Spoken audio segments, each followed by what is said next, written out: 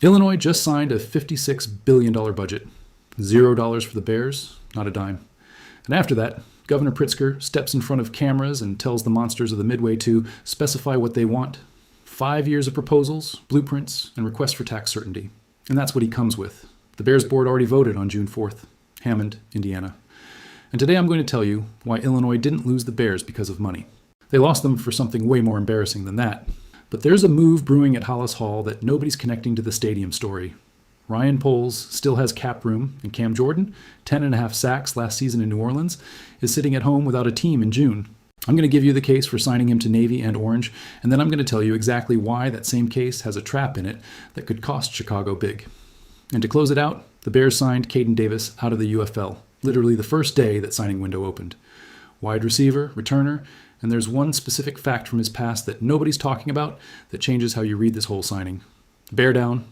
We need to understand exactly where we are in this story because today's headlines make it sound like things are still up in the air. They are not. On June 4th, the Chicago Bears Board of Directors held a meeting and voted. They voted to advance the stadium development project in Hammond, Indiana, with George McCaskey and Kevin Warren signing the joint statement together. That is not a rumor.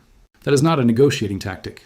That is an institutional decision made by a franchise that has been in the city for 91 years. And meanwhile, Governor J.B. Pritzker just signed a $56 billion state budget, without a single dollar earmarked for the Bears stadium. And today, in front of cameras, he said this: the state cannot just call people together in a room and say, go at it, because who knows how long that would take. What they need, he said, is the Bears to focus on what they want. I need to stop for a second, because that statement is genuinely stunning. The Bears have spent 5 years telling Illinois exactly what they want. They bought the Arlington Park property in 2021. They hired architects. They submitted proposals. They asked for property tax certainty so they could finance the project privately, not for Illinois to build them a stadium, just for tax certainty so they could go to banks and secure private financing on their own. That was it. And Illinois could not deliver that in 5 years. So today, after the board already voted for Indiana, the governor comes out and says the Bears need to specify what they want. Man, I genuinely don't know whether to laugh or just shake my head. That is not a negotiating posture. That is a politician trying to avoid being the person who let the Bears leave, when that is exactly what happened. House Speaker Chris Welch was more honest about it.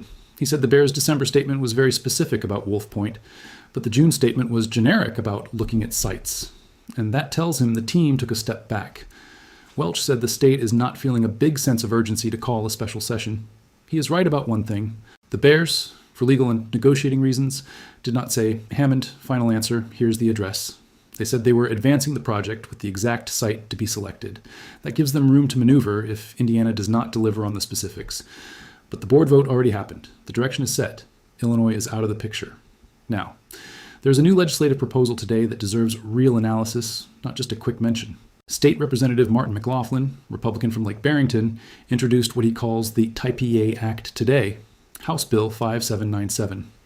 The framework is this: the Bears would invest a minimum of $2.5 billion in private money for the stadium. Illinois would contribute up to $1.2 billion in public infrastructure improvements. There would be an independent audit committee binding 30-year commitments and negotiated property tax certainty among all participating parties. I'm going to be completely straight with you. That is a good framework. On paper, that is exactly the kind of deal the Bears were asking for 3 years ago. Private majority investment, government support for infrastructure and not for stadium construction, and tax certainty structured with transparency. If something like this had existed in 2023, we would probably be talking about construction cranes in Arlington Heights right now. But here's the problem, and McLaughlin knows it even if he's not saying it directly. This came too late by months. The Bears voted June 4th. The regular legislative session already ended. Pritzker signed the budget without stadium funds. Welch says there is no urgency for a special session. And McLaughlin has a genuinely solid proposal with no political runway to become law before the Bears sign something binding with Indiana. Can this change anything? Technically, yes. If the Bears have not yet signed anything binding with Indiana on the exact site, and if Illinois calls an emergency special session and passes something close to the TIPA Act before that happens, there is a narrow possibility the Bears reconsider.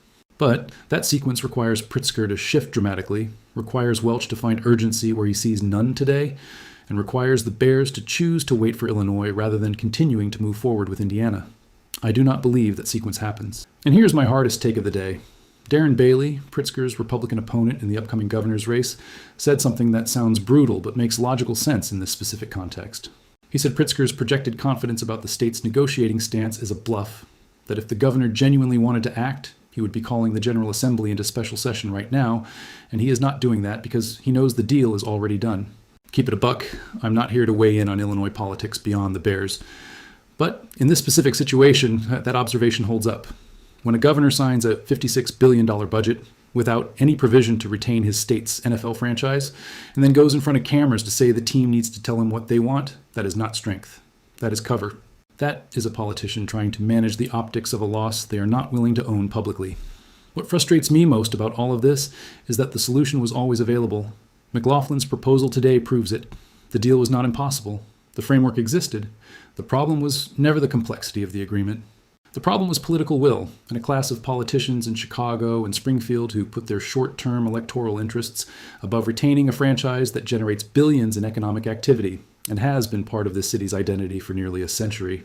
The fans pay that bill. When the Bears play in Hammond, Indiana, and I have to explain to someone from outside Illinois why the Chicago Bears play in Indiana, I'm not going to say the Bears failed. I'm going to say Illinois pushed them out. That is the honest history of this moment.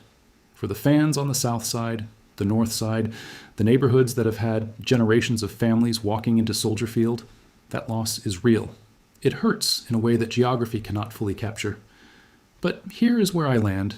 The Bears are still the Bears, navy and orange, the C on the helmet, Halas, Sweetness, Butkus, Urlacher, the Super Bowl shuffle.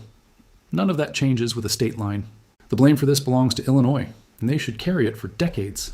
And speaking of what this team still needs to be truly dangerous, Ryan Poles has built something real on the North Shore. Caleb Williams has weapons. Dennis Allen's defense has structure. But there is a conversation happening over at Dawindy City today that deserves more than a quick scroll past.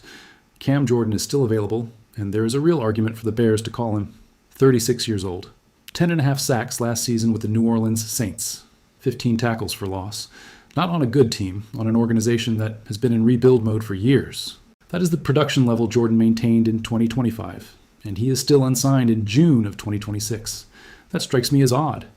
And the most likely reason is age, combined with whatever number he's asking for. But if anyone can structure that deal on a short-term contract at a market rate for a veteran pass rusher, that person is Ryan Poles. Here is the strongest argument for this signing. Dennis Allen. Allen was the Saints' defensive coordinator for years before coming to Chicago. He knows Cam Jordan better than any other coordinator available in the league right now. He knows exactly how to deploy him, how big a workload he can carry, which situations bring out his best, and what his realistic ceiling looks like at this stage of his career. There is no adjustment period, no mutual learning curve. Allen puts Jordan in the right spot from day one at Hollis Hall. Now, is Jordan the long-term answer to the Bears' pass rush questions? No, he cannot be at 36. But that is not the argument.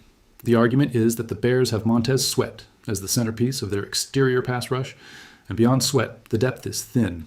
Jordan would not be coming in as a full-time starter in every game.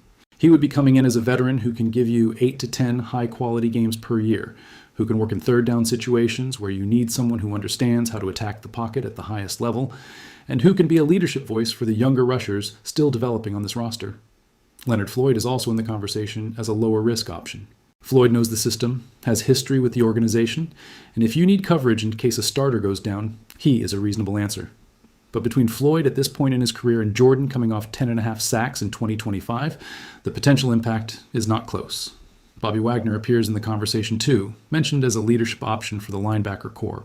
Wagner is no longer the Wagner of his Seattle peak in terms of explosion, but there are things elite veterans produce in the practice facility and in the team room that do not show up in any box score.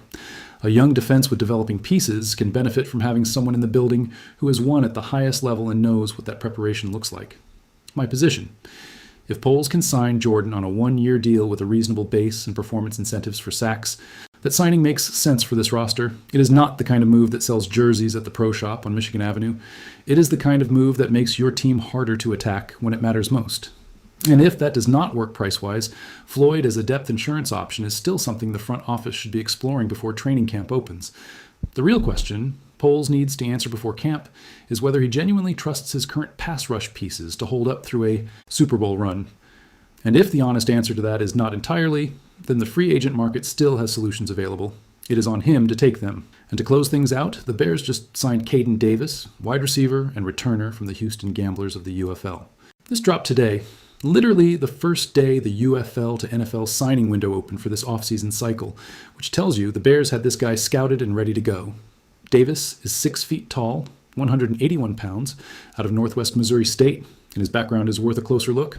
He came in as an undrafted free agent with the Denver Broncos in 2022, made his NFL debut with the Cleveland Browns in 2024.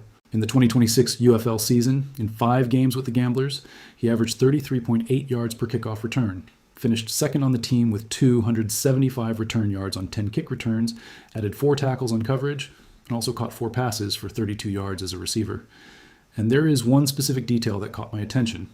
In the 2025 preseason, he caught 2 touchdown passes from Shedder Sanders in a single game. That does not tell you everything about a player, but it tells you something about what he can do in moments that matter.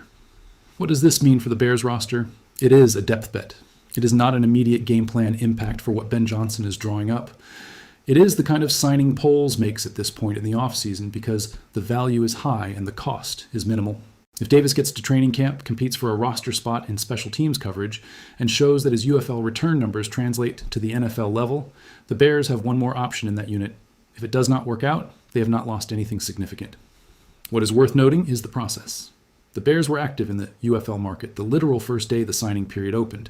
That tells me Poles and his scouting staff have eyes on that league on a consistent, systematic basis. This is not a coincidence, and in a year where the margin between winning and losing in the NFC could come down to very fine details, having more talent in the pipeline is never a bad thing. Welcome to Halas Hall, Caden. That is everything for today, fam. And look, we are coming out of this one with a mix of emotions that I think any real Da Bears fan can feel in their bones. The stadium story hurts, not because the Bears let us down, but because Illinois never stepped up to what this franchise deserved. McLaughlin put a good proposal on the table today, and it got there a month too late. That is Illinois being Illinois.